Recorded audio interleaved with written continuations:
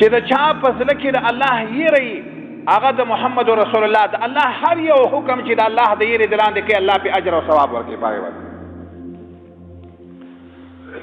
نبی علیہ الصلوۃ والسلام چې څومره دین د الله کړی دی څومره بندګي د الله کړې ده د الله د یېرې د لاندې کړې ده قرآن اوري د قرآن تلاوت کې یا د قرآن لوستل کې یا قرآن اوري د چانه یا درس او تدریس کې دغه وخت کې د الله د یېرې د لاندې تا وخت یې روا یېرېږه د الله تعالی نه بخاری کې چې هغه د عبدالله ابن مسعود روایت دی رضی الله تعالی عنہ عبدالله ابن مسعود رضی الله تعالی عنہ ما تا محمد رسول الله ویلي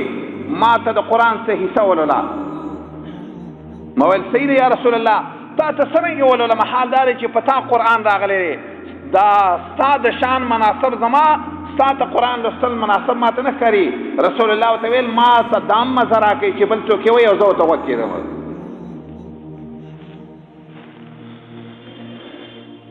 قرآن ته غوږ کېښود خو زما خبرې مقصد دا دی قرآن چې اوري دې زړه کې د الله یېره پیدا کا چې دا قرآن د ته څه فایده درکړي اثر د باندې دا قرآن وکړي بس وایي ما چې کله قرآن شروع کړو رسول الله ورته غوږ ایښودی دی چې دې آیت راغلم فکیف اذا جئنا من کل امة بشهید وجئنا بك على هؤلاء شهیدا داسې یو ورځ هم را روانه ده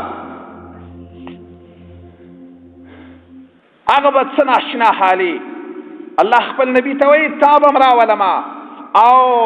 نور خلقو باندې به م ګواهان پیش کما او ای محمده صلی الله علیه وسلم ته به په دې خپل امت باندې ګواهي کوې چې ستا دې امت څه کارونه کول بس رسول الله ته چې د آیات ما کله ولوستلو رسول الله ما ته ویل حسبک الان بس دی ابو عبدالله بن مسعود بس دی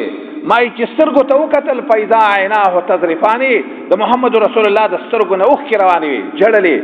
ویل چې زه به هغه شان خبره کومه چې زما ورور نیک عمله چې عیسی علیه السلام چې څه ویلي هغه شان به ویم چې یا الله څو پورې چې زه ومه ما ته پته وه خو چې زه دې کله وفات کړی ما ته د دې پته نشته دی اوس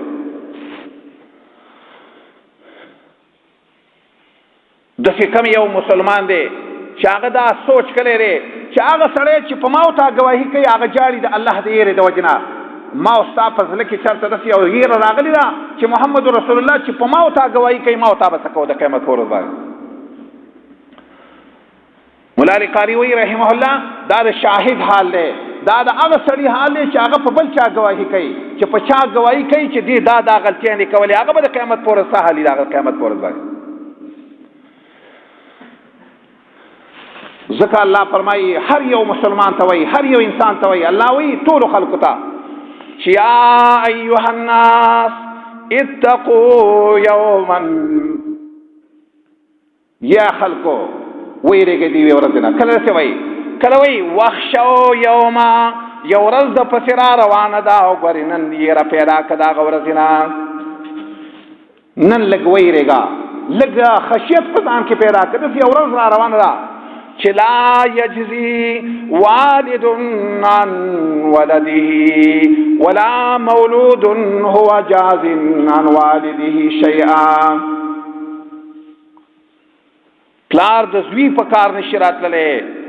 بچی د پلار په کار نشي راتللی ای انسانا ولا یغرنکم بالله الغرور دوکه کېږه ما د الله نه ویرېږه د خپل عمل دوکه نشي او پر خپل نیک اعمالو چېرته ونه نازېږي چې ګنې زه داسې نیک عمله سړی یم زما دپاره د نیک اعمالو ته څه ضرورت دی او زه به ګنې د قیامت په ورځ به ګنې مال الله ګنې جنت نه راکوي ته دا سوچونه مه کوه چې کله یو انسان په خپل عمل دوکه شي او خپل عمل ورته چوت ښکاره شي نو دی د الله د زړه د ده د زړه نه د الله یېره وځي بس چې کله یو انسان د الله نه یېرېږي چې هر څومره نیک عمل دی وکړي که نه زه په زړه کې د الله د یېرې د وجې نه دی وایي ما هېڅ د الله بندګي نه ده کړې بس بخاري کې راځي یو ځلې د رسول الله صلی الله علیه وسلم یو قدرمن صحابي دی عبدالله ابن عمر عبدالله ابن عمر د ابو موسی اشعري رضی الله تعالی عنه زوی ته وایي پلانکی تا ته پته شته چې ما قال ابي لابيکا زما پلار ستا پلار ته څه ویلي دا خبرې ته یاد دي دغه عبدالله ابن مسعود ابو موسی اشعري زوی ورته ویل ما ته خو نه دي یاده چې ستا پلار زما پلار ته څه ویلي ویل داسې ورته ویلي عمر یو ځل ابو موسی ته لګېری ابو موسی ته دا دواړه د رسول الله صحابه دی خو هغه صحابي دی عمر د رسول الله چې په دنیا کې ورته محمد رسول الله د جنت زیری ورکړی دی خو د الله نه یېره څومره ده د دې واقعین د هغه پته لګي چې عمر د الله نه څومره یېرېدو څومره خشیت یې د الله نه و عمر وی دی خپل ملګري ابو موسی ته رضی الله عنهما چې یا ابا موسی زمونږ اسلام زمونږ هجرتونه زمونږ جهادونه و عملونه او زمونږ ټول نیک اعمال چې د محمد رسول الله په مرګرتیا کې کړي د دې امید شته چې الله موږ له پرې باندې اجر او ثواب راکړي دا مې امید شته چې الله به په جنت راکړي خو د رسول الله نه رسته مې په خپل عمل باندې امید نشته زه د رسته عمل په باره کې داسې وایم چې الله ما سر بر ماف کړي نو زه د الله نه ثواب نه غواړم بس چې نه راته الله وایي چې سزا در کوم او نه درته داسې وایي چې ثواب پې در کومه زما د الله نه دومره یېره کېږي یا ابا موسی چې د چا مقام چوتي چې د چا مرتبه چوتی هغه د خپل عمل ته نه دوکه کېږي په خپل عمل باندې ابو موسی ورته ویلي رضی الله تعالی عنه ویل یا عمره من خو د رسول الله نه وروسته ډېر جهادونه کړي دي ډېر خلک زموږ په لاسونو باندې مسلمانان شوي دي دا ته څه عجیبه خبره کوې عمر ورته ویل ستا خپله خوښه ده ستا خپل سوچ دی خو زما د الله نه دا وه زه وایم چې یا الله ما د رسول الله نه وروسته چې څومره نیک اعمال کړي ما سر برقرته ماف کړم نور څه نه غواړم بس د ابو موسی زوی عمر ته وایي د عبدالله ابن عمر ته وایي ان اباکا خیر ستا پلار چې و که نه دا زما د پلار نه غوره و ځکه یې داسې یېره د الله نه وه بس عرض دارې خبره داره چې د الله نه یېره کول پکار دي دوکه کېدل نه دي پکار خپل ځان ته سوچ وکړه مطرف ابن شخیر وایي رحمه الله یا خلکو وایي نن نیک اعمال وکئ د الله نه ویرېږئ د الله نه نیک اعمال وکئ وجاړئ الله ته نن د یېرې وخت دی او سبا داسې یو وخت را روان دی که د قیامت ورځ راله د الله مخې له ورلو موږ پر خپل اعمالو امید ساتو چې الله لاله پې جنت راکړي امید به ساتو خو که خبره داسې وه چې جنت زموږ د اعمال الله قبول کړه او الله زمونږ د عملونو ثوابونه موږ له راکړه زه دا به زموږ دپاره د درجاتو ذریعه وګرځي خو که موږ نن نیک عمل داسې خو به نه وایو که نه داسې خو به د قیامت په ورځ باندې نه وایو چې یا ربنا موږ بېرته دنیا ته واپس کې فنعمل غیر الذي كنا نعمل دا ارمانونه خو به بیا نه کوو که نیک عمل وکړه خو سره د یېرې د الله نه یې وکړه ویریږه د دې سره سره چې د الله نه یېره کوه او نیک عمل کوه بس لوی سړی په دنیا کې څوک تېر شوی محمد رسول الله صلی الله علیه وسلم چې رسول الله به هر ځله عبدالله ابن عمر وایي چې د هر مجلس نه به پاڅېدو رسول الله چې د هر ځای نه ناست به په یو ځای کې دا دعا به رسول الله چرته هم نه پرېښودله څه به ویل چې اللهم اقسم لنا من خشيتك ما يحول به بيننا وبين معاصيك یا الله ستاسو سوال زمونږ دارې زمونږ ربا موږ له ستا د یېرې نه دومره حصه یېره راکړه چې زمونږ او ستا د ګناهونو او ستا د نافرمانۍ په منځ کې حایل او پرده شي یا الله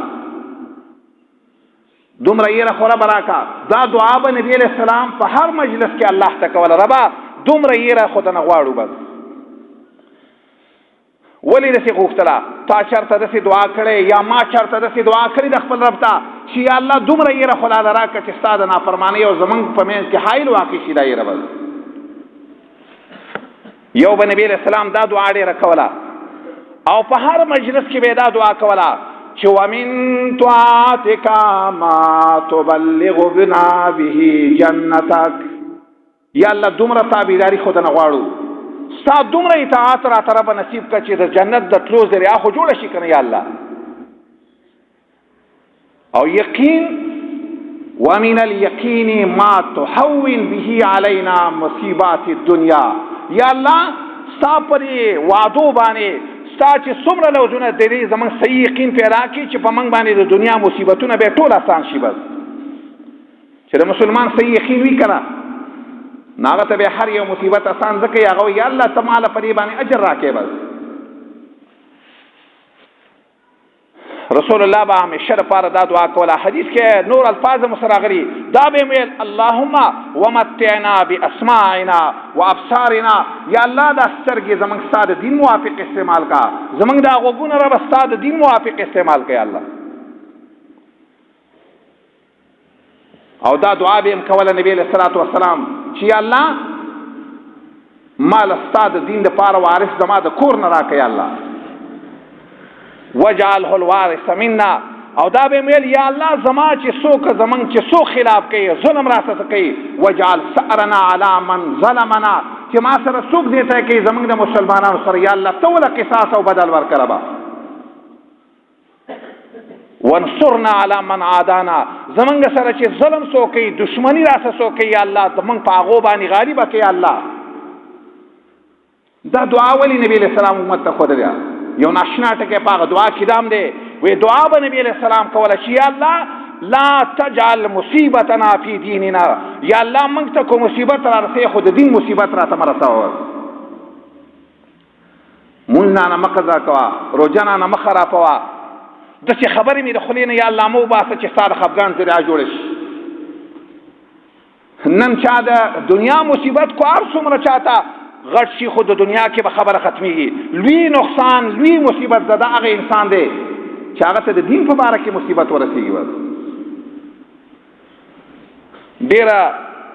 سلب چې وو نو هغوی به د دنیا په مصیبت نه خفه کېدل، هغوی خفګان به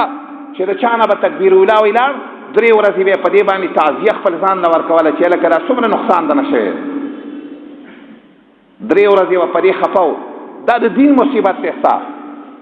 ستانه چې یو ځل جمع لاړه صحابه او تابعینو به په 2 ورځې خلک به خواله راتلل چې ستانه جمع تللی لوی مصیبت تا ته رسېدلی یاره. او نبی علیہ السلام به په هر مجلس کې دا دعا کوله چې اللهم یا الله دا دنیا زما یو اهم مقصد مه ګرځې، ولا تجعل الدنیا اکبر همنا، دنیا زما مقصود مه ګرځوه یا الله، ولا مبلغ علمنا، زما د علم منتها دنیا مه ګرځوه یا الله، ولا تسلط علينا بذنوبنا من لا يرحمنا، په ما باندې زما د ګناهونو د وجې نه داسې څوک مه مسلط کوه، داسې حاکم را باندې مه لازم مسلط کوه چې ما باندې بې رحم نه کړي یا الله. عرض داو دا دعا دا ځان سره لازمه کا، په هر مجلس کې رب ته دعا کوه یا الله اللهم اقسم لنا من خشیتک ما یحول به بیننا و بین معاصیک. دومره یېره خو درنه ربه غواړم چې زما او ستا د ګناهونو په منځ کې یو حایل واقع شي الله، چې د چا په زړه کې د الله یېره پکې وي نو هغه چرته هم د الله نافرماني نه کوي.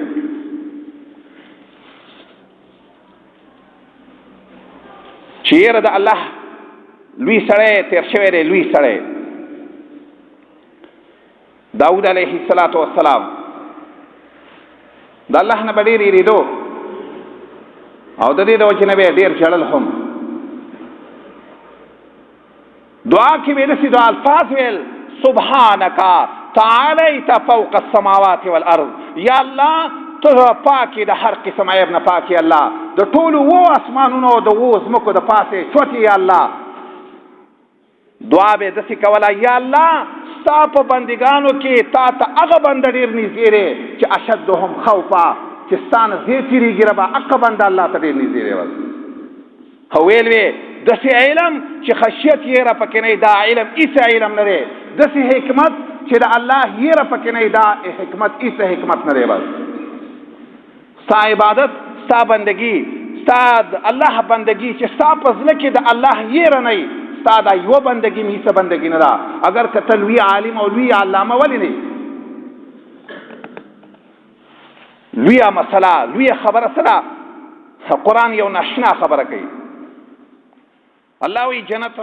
یو لوی جنت را روان